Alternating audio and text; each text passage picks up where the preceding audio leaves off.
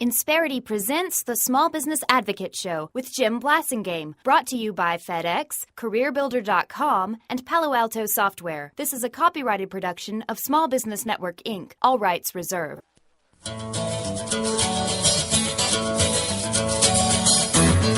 You're listening to a man whose work is never done. In a job like yours, even when it's finished, there's always one more thing to do. And his job is to make your job easier. It's a very difficult job, and the only way to get through it is we all work together as a team.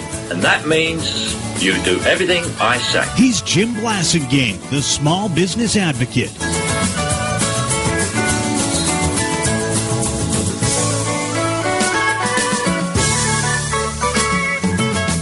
Welcome back, 34 after the hour. Thank you very much for hanging out with us. Ladies and gentlemen, I started doing my broadcasts in 1997, November of 1997.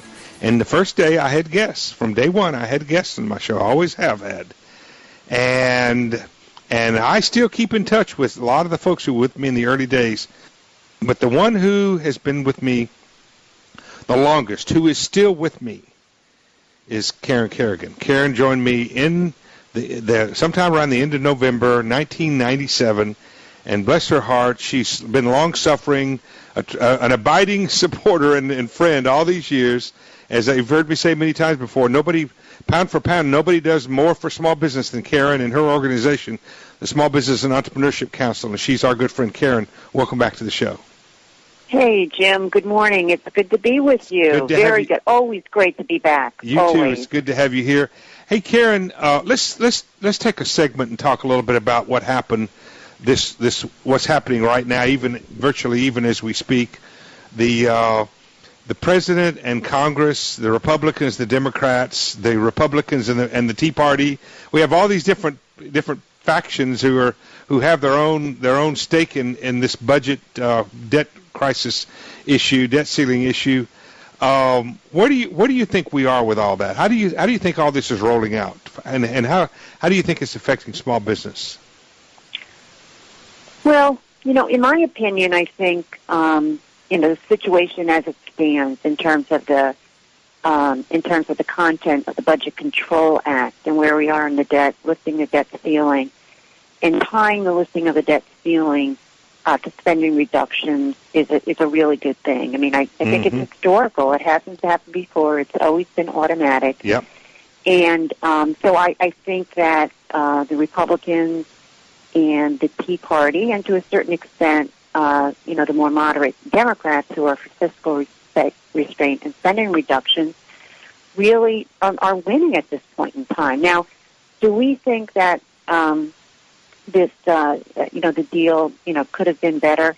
Absolutely. But just the sea change in terms of, the language up on Capitol Hill, not only that, but the action and what the president had to do to acquiesce, I think, to this, this wave of, discontent regarding the where we are fiscally as a nation is extraordinary. And, I think at first he attempted to put up a good fight and, say, look, tax increases have to be a part of this. I mean, he fought for as little spending reductions as possible.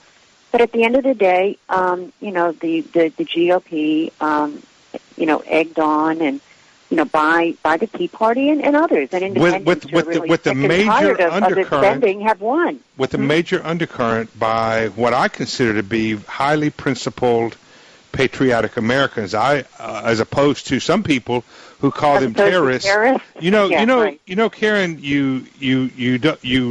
really know how effective you are until the people on the other side of the aisle, so to speak, or the other side of the desk, until they start calling you names. That's when you know you're really being effective, isn't it?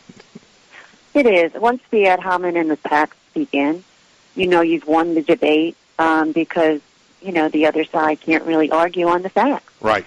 And if they could argue on the facts, then they wouldn't be calling names. I mean, that's just the basic principles involved in debates. I learned that, in kindergarten. You start calling people names, you lose. Yeah. I love what Bernie Goldberg, the former journalist and now editorialist, Bernie Goldberg, who's been on the show before, I heard him say that what he thought was so funny is that the people who are calling the Tea Party terrorists are the same people who wouldn't call terrorists.